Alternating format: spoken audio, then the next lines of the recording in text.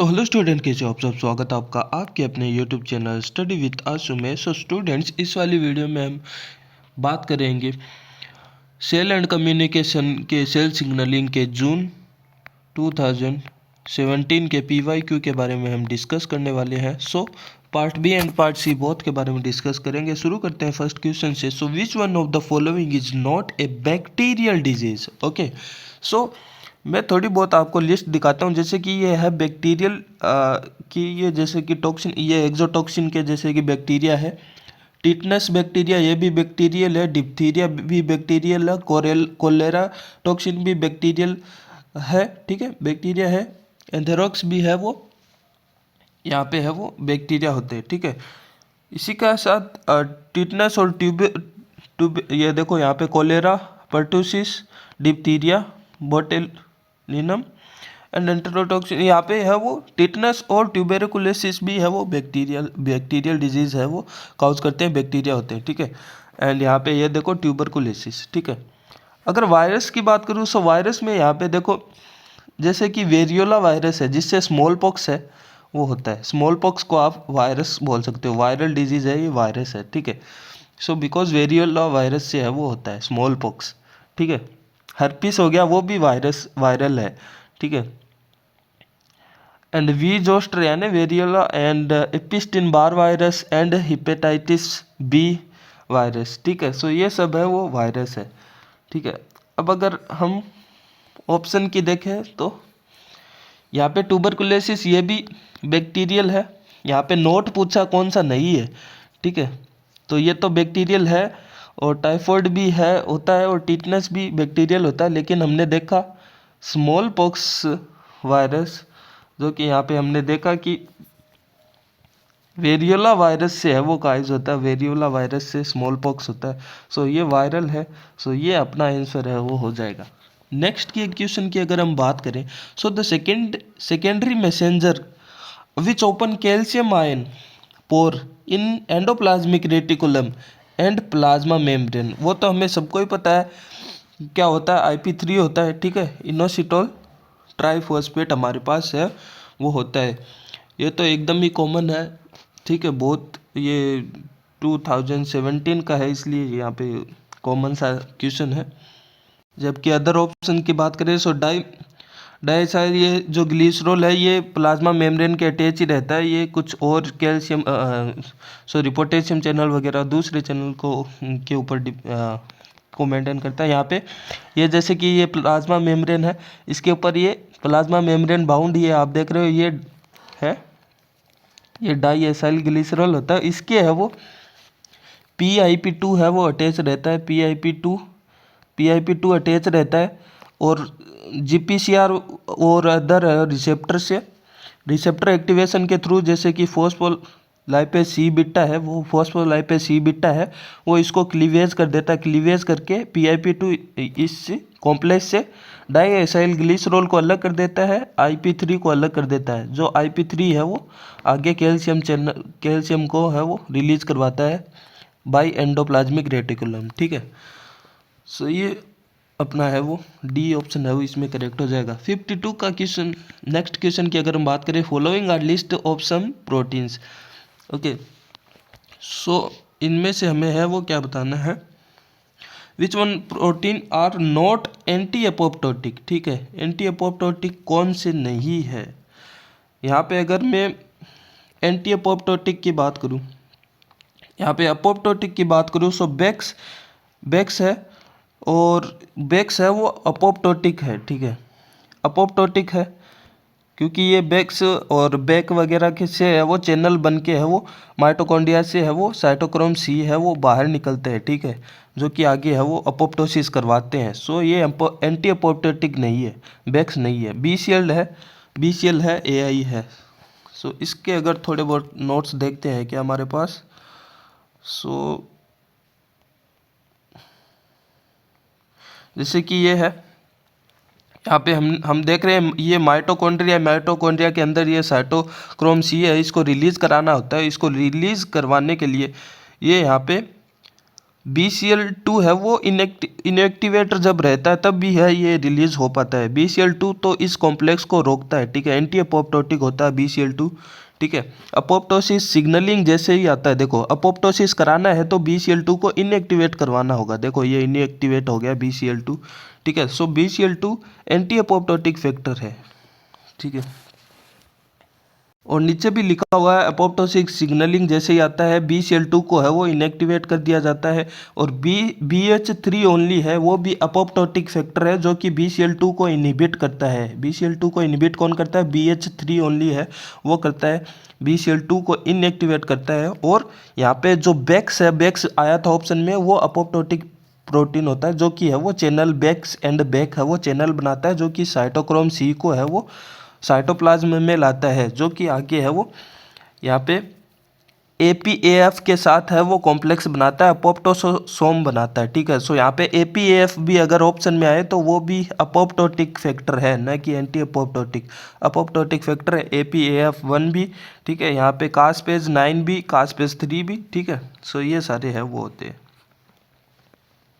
सो यहाँ पे बेक्स है वो अपोप्टोटिक फैक्टर है, एंटी अपोप्टोटिक नहीं है, ठीक है। सो यहाँ पे नेक्स्ट क्वेश्चन की अगर हम बात करें, so which one of the following cell generally does not secrete interferon gamma. यहाँ पे इसका आंसर होगा TH2 सेल है, वो जनरली है वो सीक्रेट नहीं करती है interferon gamma. And next question की अगर हम बात करें पार्ट C की, ठीक है। सो पार्ट C आ जाता है यहाँ पे। पार्ट C के फर्स्ट क्वेश्चन की अगर हम बात करें, यहाँ पे टेबल दी गई है जिसमें ऑर्गेनिज्म है कॉलम A में एंड करेक्टरिस्टिक्स फीचर है कॉलम B में। उसमें हमें बताना है choose the option the correctly match हमें बताना है ऑर्गेनिज्म दियर करेक्टरिस्टिक्स, ठीक है। सो यहाँ पे हमें मल्टी सेलुलर फ्रूटिंग बॉडी है वो पता है, वो किससे मिक्सो बैक्टीरिया जो होते हैं है वो उनसे है वो होती है, ठीक है। उनमें ये फंक्शन होता है, यहाँ पे कैरेक्टरिस्टिक्स है वो होता है, ठीक है। एंडोस्पोर हमें पता है जो बेसिलस सब्सटिटिलिस होता है उससे है वो, ये उसका कैरेक्टरिस्टिक्स है। अगर हम P एंड Q हमारे पास आ गया, सो यहाँ पे हम देखते हैं। सॉरी Q का फर्स्ट है वो होता है, Q का फर्स्ट किस में है? इसमें नहीं है, इसमें नहीं है, इसमें है और इसमें है। सो इन दोनों में से है वो आंसर होगा। S का हमारे पास सेकंड होना चाहिए, सो S का सेकंड इसमें ही है, सो हमारा आंसर है वो B आएगा। आगे भी देख लेते हैं। यहाँ पे जो काउलोबैक्टर है उसका जो करेक्टरिस्टिक्स है वो इमोर्टल स्टॉक सेल है वो होगा, ठीक है। एंड नेक्स्ट अगर हम बात करें मिथाइलोट्रोफ की, सो मिथाइलोट्रोफ का जो कैरेक्टरिस्टिक्स है वो होता है can use formate okay cyanide and carbon monoxide as a source of carbon monoxide का source as a source of carbon कौन यूज कर सकता है? मिथाइलोट्रोफ यूज कर सकता है, ठीक है। एंड बात करें माइकोप्लाज्म की, सो माइकोप्लाज्म भी इसका कैरेक्टरिस्टिक्स होता है नॉन फ्री लिविंग है एंड पेनिसिलिन रेजिस्टेंस है, सो ठीक है। सो यहाँ पे नेक्स्ट क्वेश्चन की अगर हम बात करें, so toll like receptor present in mammalian macrophage are recognized by type of macromolecules that are not present in vertebrate but are present in certain group of microbial pathogen. When this pathogen infect macrophage, toll-like receptor signaling is stimulated, and following are the list of macromolecule in a column A and type of TLR in column B, okay. ये यहाँ पे कुछ short notes है। यहाँ पे ये receptor leucine repeated यहाँ पे सीक्वेंस होता है, सी रिच भी होता है। यहाँ पे ये ल्यूसिन रिच है, ये यहाँ पे सी रिच रीजन है वो होता है, ये टोल लाइक रिसेप्टर यहाँ पे आप देख पा रहे हो। एंड टोल यहाँ पे TLR सेकंड है वो इंटरेक्ट करता है any pathogen and secret cytokinin secret करता है TLR सेकंड से। TLR4 है वो प्लाज्मा मेम्ब्रेन एंड लाइसोसोम दोनों पर है वो हो सकता है, ठीक है। और अगर बात करें TLR सेकंड या फिर TLR6 वो होता है, वहाँ पे है वो पार्टिसिपेट करता है पेप्टिडोग्लाइकेन एंड फंजाई, ठीक है।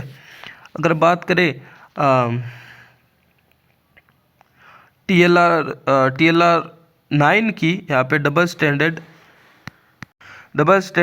DNA है वो वहाँ पे है वो रिकॉग्नाइज करता, पार्टिसिपेट करता, हम इस प्रकार से कह सकते हैं। ठीक है, TLR 9 में डबल स्टैंडर्ड DNA, 7 and 8 में single stand RNA and TLR 3 में डबल स्टैंड RNA है वो रिकॉग्नाइज है।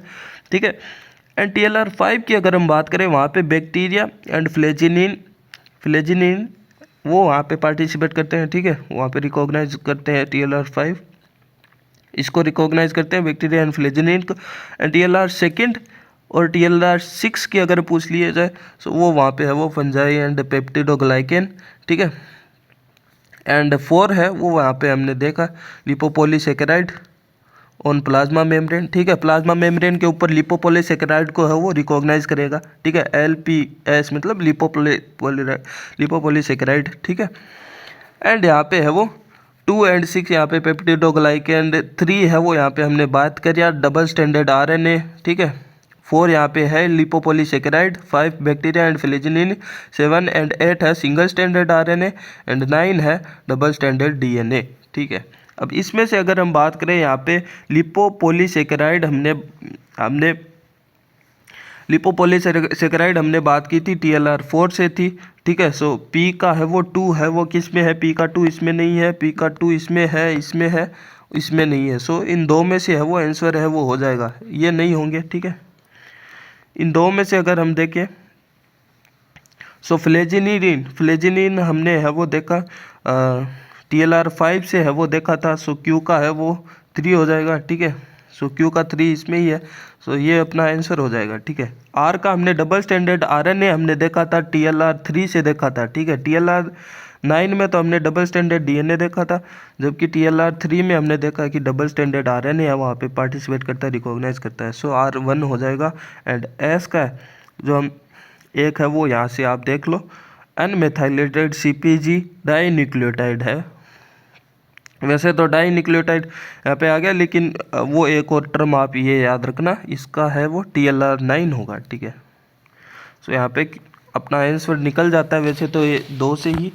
सो option number C is the correct answer. If we talk about the next question, okay, so preventing the blocking action of patch protein leads to activation of COS2, which dissociates itself from microtubules, activates CI या फिर GLI, which bind to CBP, response element binding protein यहाँ पे है ये, and promote transcription of targeting gene. Okay, so which one of the following treatment of cell will mostly prevent CI या फिर GLI activated transcription in the cell? So यहाँ पे एक term आया है कि यहाँ पे COS2 है उसका एक्टिवेशन होता है जो कि डिसोसिएट होता है खुद से इट सेल्फ विथ माइक्रोट्यूब्यूल से। सो हमें अगर इस सिग्नलिंग को रोकना है, अगर CI को एक्टिवेशन को रोकना है, सो यहाँ पे हमें माइक्रोट्यूब्यूल को अगर हम रोक देंगे तो ये इनएक्टिवेट रहेगा, ये डिसोसिएट नहीं हो पाएगा COS2। ओके, सो यहाँ पे ऑप्शन की अगर हम बात करें, यहाँ पे small molecules which target frizzled, so frizzled receptor WNT beta cat pathway में होता है। ये यहाँ पे हेजोग पेच्ड पाथवे है। यहाँ पे एक हमारा मॉलिक्यूल होता है हेजहोग नाम का, जिसका है वो पेस्ड रिसेप्टर है वो होता है, जिसकी हम बात कर रहे हैं। ठीक है, पेस्ड रिसेप्टर कुछ इस प्रकार से है वो होता है प्लाज्मा मेम्ब्रेन के ऊपर, जो कि हेजहोग के आने पर यहाँ पे है वो इसका को रिसेप्टर है वो होता है स्मूदन। ठीक है, सो स्मूदन इसका रिसेप्टर होता है। तो अगर एक्टिव हमें काम करना होगा तो वो भी स्मूदन जो को रिसेप्टर होता है उसके ऊपर करना होगा। ठीक है, स्मूदन जो रिसेप्टर होता है। ठीक है, बाद में यहाँ पे इसके अंदर बाद में COS2 वगैरह आते हैं जो कि आगे है वो इनहिबिट रखते हैं CI को, CI या फिर गली हम बोल सकते हैं। ठीक है, तो CI जो कि आगे है वो एक्टिवेट जब होता है सो वो क्लीवेज होके एक्टिवेट होता है, CI हाफ हो जाता है क्लीवेज होके, जो कि आगे न्यूक्लियस में जाके ट्रांसक्रिप्शन फैक्टर है CREB जो भी है बाइंडिंग ट्रांसक्रिप्शन फैक्टर को एक्टिवेट करा के जीन का एक्टिवेशन कराते हैं। सो यहाँ पे फ्रीजल्ड है वो, तो यहाँ पे W anti beta cat pathway का आ गया। सो ये तो बिल्कुल भी नहीं होगा। एजिपाइन एन इनहिबिटर ऑफ गामा सिक्रेटेज, ठीक है, सो ये भी नहीं होगा। एंड बात करें cyclopamine, its bind to heptahelical bundle of smoothened, ठीक है। सो ये अगर हम बाइंड करवाएंगे स्मूदन से, यहाँ पे है वो रिसेप्टर इनएक्टिवेट रहेगा, जिससे है वो यहाँ पे है वो सेल है वो प्रिवेंट रहेगी CI एक्टिवेशन से। CI एक्टिवेट नहीं होगा बिकॉज रिसेप्टर एक्टिवेट नहीं होगा। सो ये यहाँ पे हमारा है वो करेक्ट हो जाता है स्मूदन, बिकॉज यहाँ पे स्मूदन है उसको इनएक्टिवेट कर रहे हैं। यहाँ पे डी की अगर बात करें CDK ब्लॉकर, यहाँ पे सेल सिग्नलिंग की हम थोड़ी बात कर रहे हैं, ठीक है। इस negatively regulate TGF beta induced growth factor, so ये भी नहीं होगा। यहाँ पे C अपना है वो करेक्ट आंसर हो जाता है। नेक्स्ट अगर हम बात करें, so the secondary messenger cyclic AMP synthesized by adenyl cyclase transduce a wide variety of physiological signal, okay, in various cell type in mammalian cell. Most of the diverse effects of cyclic AMP are mediated through activation of protein kinase A, okay. So ऐसा ही तो होता है ज़्यादातर, mostly protein kinase ए को activate करता है cyclic AMP, ठीक है।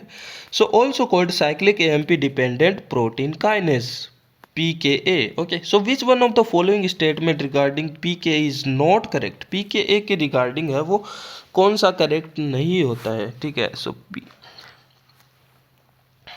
PKA यहाँ पे हमें पता है, यहाँ पे है वो टेट्रामेरिक सब यूनिट होती है, जिसमें है वो 2 कैटेलाइटिक सब यूनिट होती है, 2 रेगुलेटरी सब यूनिट होती है, ठीक है, जो कि रेगुलेट करती है। और जो कैटेलाइटिक सब यूनिट होती है वो आगे है वो साइक्लिक AMP मिलने के बाद में जो अलग हो जाती है, ये जो कैटेलाइटिक सब यूनिट अलग हो जाती है और जो न्यूक्लियस में है वो जाके ट्रांसक्रिप्शन है वो करवाती है, ठीक है। ये थोड़ा बेसिक हमें पता है। सो अगर बात करें, so inactive PKA is a tetramer होता है consisting of 2 regulatory subunit and the 2 catalytic subunit, बिल्कुल करेक्ट है यहाँ पे ये, ठीक है।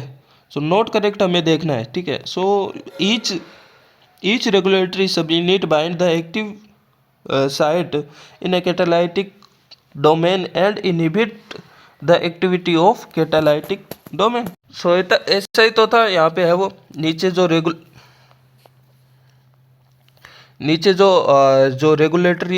रेगुलेटरी डोमेन है जो थे, ठीक है, यहाँ पे है वो साइक्लिक AMP बाइंडिंग साइट रहती है। और ये जो ऊपर जो कैटेलाइटिक डोमेन थे, ठीक है, उसको इनहिबिट करके रखते हैं, ठीक है, उसको इनहिबिट करते रखते हैं ताकि वो एक्टिवेट ना रहे, ठीक है। सो यहाँ पे ये भी करेक्ट है।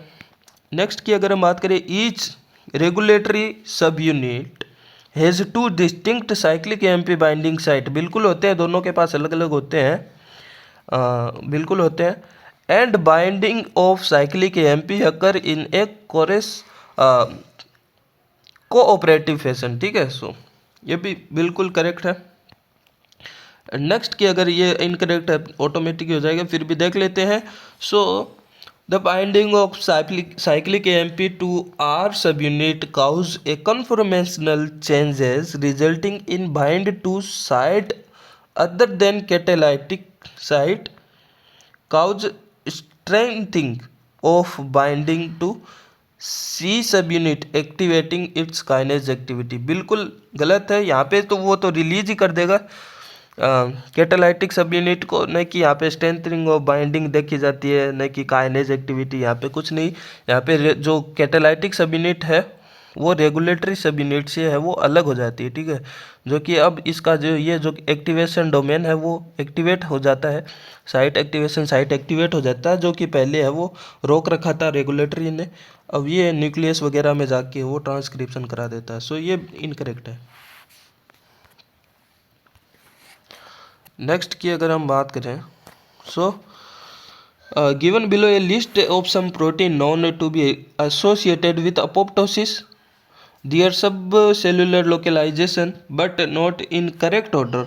Okay, so and possible role in apoptosis. ठीक है, सो यहाँ पे हमने बात की थी बेक्स की। बेक्स है वो हमने देखा था चैनल फॉर्म कर रहा था, माइटोकॉन्ड्रिया से रिलेटेड है ये। सो यहाँ पे हम बोल सकते हैं इसका माइटोकॉन्ड्रिया यहाँ पे ही है, यहाँ पे माइटोकॉन्ड्रिया यहीं पे भी है, यहाँ पे ही है। सो सी का बी के साथ ही होगा। ठीक है, तो सी का सी है इसमें, ये इनकरेक्ट हो जाएगा। ठीक है, सी का बी है ये हो सकता है, सी का ए है ये नहीं होगा। ठीक है, सी नहीं होगा, एंड सी का बी है, सो ये भी हो सकता है। सो यहाँ पे हम दो ऑप्शन एलिमिनेट कर देंगे, सी एंड ए। ठीक है, या तो बी होगा हमारे पास या फिर होगा डी। ठीक है, एपीएफ के बारे में बात करें, वो होता है न्यूक्लियस में, सॉरी साइटोप्लाज्म में, हमने देखा था वो इमेज, आप याद करो, फिर से दिखाऊं क्या, ये रही। ठीक है, एपीएफ ये रहा, साइटोप्लाज्म में है। ठीक है, साइटोप्लाज्म में जो कि साइटोक्रोम सी है वो साइटोप्लाज्म में आके एपीएफ के साथ मिल जाती है। और ये जो बेक्स हमने देखा था वो माइटोकॉन्ड्रिया एंड साइटोप्लाज्म दोनों क्यों है, क्योंकि क्योंकि ये आधा साइटोप्लाज्म की तरफ है, बिकॉज ये चैनल है। ठीक है, सो यहाँ पे ये एपीएफ है वो साइटोप्लाज्म में हो जाएगा, बी का ए हो जाएगा। सो बी का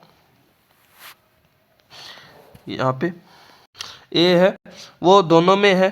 ठीक है, बी का ए इसमें भी है, बी का ए इसमें भी है।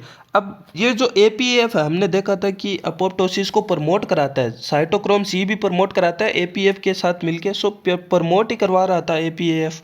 ठीक है, जो कि आगे है वो अपोप्टोसोसोम कॉम्प्लेक्स भी एपीएफ के थ्रू ही बन रहा था, जो कि आगे कास्पेज को एक्टिवेशन है वो करवा रहा था। सो एपीएफ है वो बी है, बी का ए के साथ में प्रमोट कराएगा, बी ए 1 होगा नहीं कि 2 होगा। सो यहाँ पे बी बी इन यहाँ पे गलत हो जाता है, यहाँ पे बी ए 1 होगा। ठीक है, अब अगर बात करें बेक्स, बेक्स की हमने बात कर ली, बेक्स का बी होगा, सी का बी होगा, लेकिन ये भी है वो प्रमोट करवाता है, सी बी 1 इसमें है। ठीक है, इसमें 2 है इसलिए ये इनकरेक्ट हो जाएगा।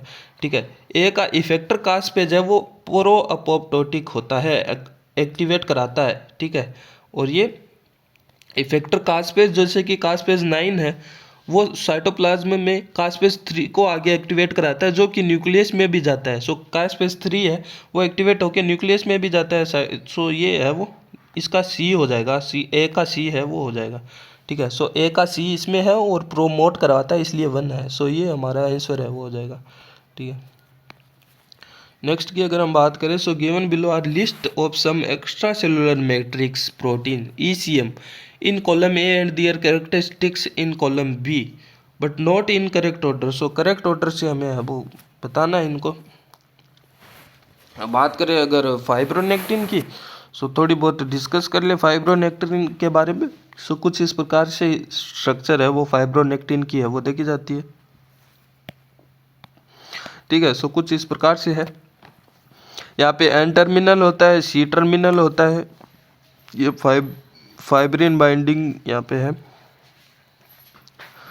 रीजन ये कोलाजन बाइंडिंग रीजन है, ये यहाँ पे इंटीग्रिन बाइंडिंग रीजन है, ये हेपेरिन बाइंडिंग रीजन है यहाँ पे, ये फिर से फाइब्रिन। ठीक है, यहाँ पे FN3 रीजन, FN3 रीजन पे इंटीग्रिन वाला रीजन है। ठीक है, FN2 पे कोलाजन वाला रीजन है। ठीक है,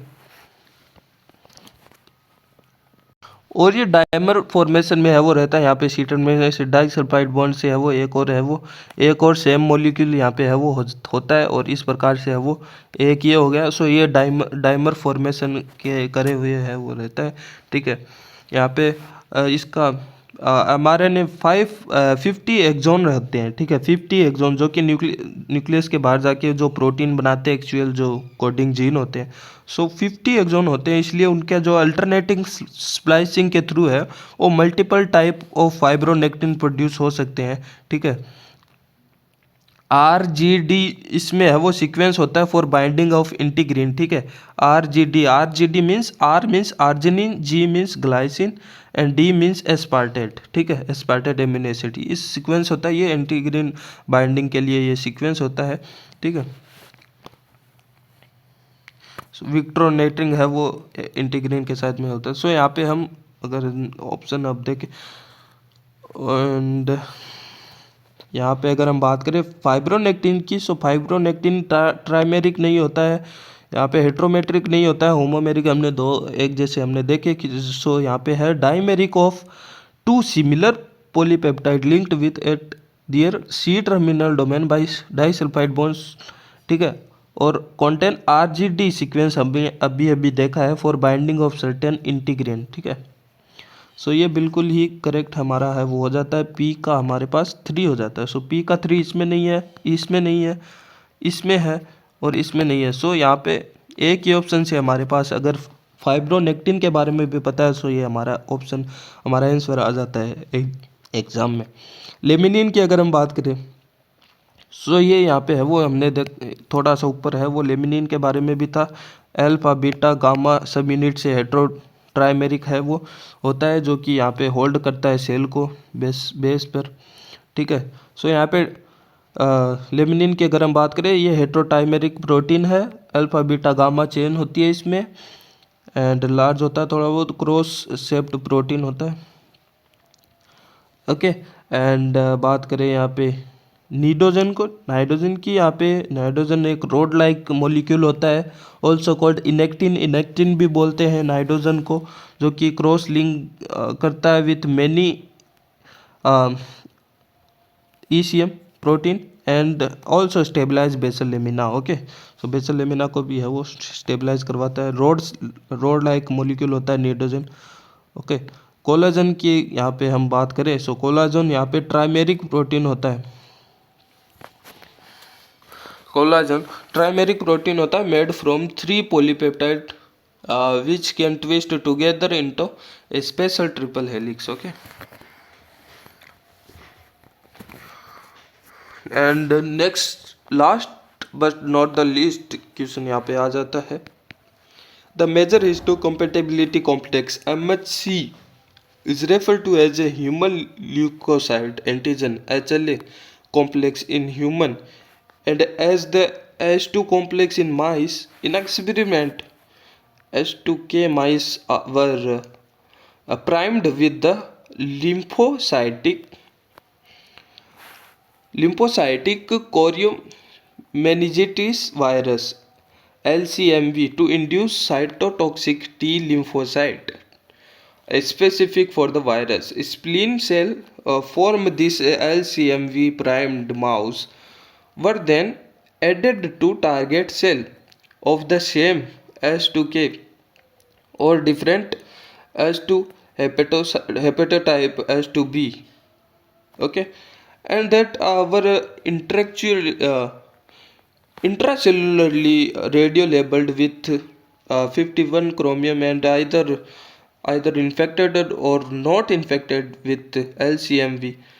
So CTL यहाँ पे T lymphocytes mediated killing of target cell were then measured by the release of CR51 into the culture supplement supernants, okay, CR releasing ऐसे by, okay. So in which of the following cell CR51 will be released into the culture supernant, okay. So कौन सा यहाँ पे होगा, सो यहाँ पे CR51 है वो मेजर करता है यहाँ पे CTL मीडिएटेड किलिंग, यहाँ पे है वो साइटोटॉक्सिक T लिम्फोसाइट्स जो कि है वो रिलीज होता है। यहाँ पे हमने फर्स्ट में ही देखा था कि जो हमने H2K से जो H2K LCMV जो बनाया था,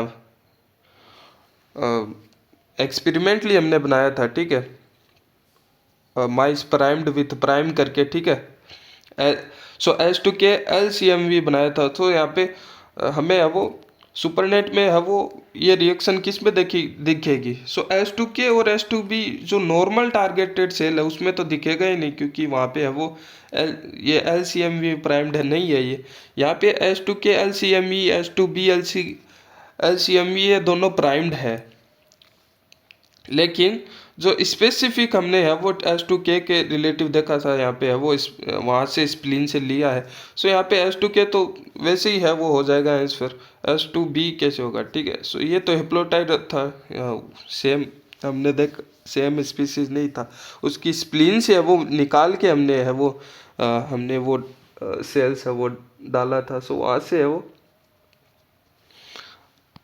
सो यहाँ पे ये तो होना ही है H2K LCME infected target cell. So यहाँ पे ये अपना आंसर है, मोस्ट अप्रोप्रिएट अपना आंसर है, यही हो जाता है बी, ठीक है। सो क्योंकि इस पे तो हमने एक्सपेरिमेंट किया ही है, सो इस पे तो बिल्कुल आएगा ही, यहाँ पे है वो CR51, ठीक है। एंड इसी के साथ सारे क्वेश्चन है वो हो चुके हैं with the proper explanation notes. Okay, so सारे अपने हमने है वो सारे विद ऑप्शंस के साथ में है वो सारे डिस्कस किए टॉपिक, ठीक है। सो इतना ही था इस वाली वीडियो में। वीडियो अच्छी लगी तो वीडियो को लाइक कर सकते हो, चैनल को सब्सक्राइब कर सकते हो, आपकी इच्छा है। और चैनल पे जाके आप प्ले लिस्ट को चेकआउट कर सकते हो, यहाँ पे है वो डेव बायो की पूरी प्ले लिस्ट है, पूरे 25-26 वीडियो है ऑलमोस्ट छोटे छोटे, वो आप एग्जाम से पहले देख लीजिए, आपका डेव बायो में सारे क्वेश्चन है वो हो जाएंगे। एंड ये PYQ की प्ले लिस्ट भी चेकआउट कर लेना। Okay, bye bye.